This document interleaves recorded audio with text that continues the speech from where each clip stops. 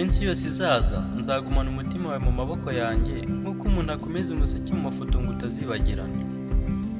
Maze nimugoroba uzansanga nkiteguye kukubwira indi mirongo, maze tubumbatire urukundo rwacu nk'umutima umwe.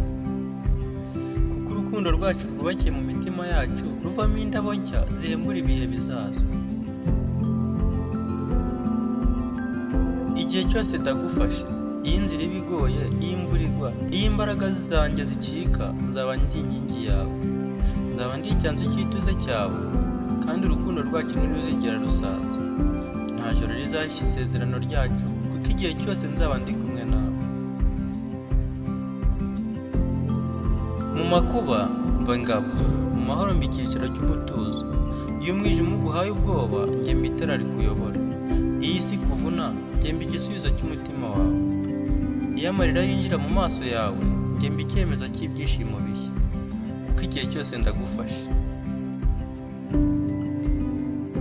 Uri isoko y'ibyiringiro, uri inyenyeri y'ijuru ryanjye, uri indirimbo idashira mu matwi yanjye, uri igihango kidasaza mu mutima wanjye, kandi iyo ucitse intege nguhagararira iruhande.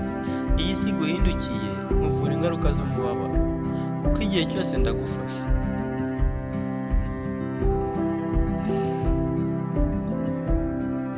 Ariko se ubwo twahisemo guhora turi umwe, tukabika urukundo rwacu nk'ibanga ry'umutima, bizagenda bite igihe isi izatangira kubaza ibanga ryacu?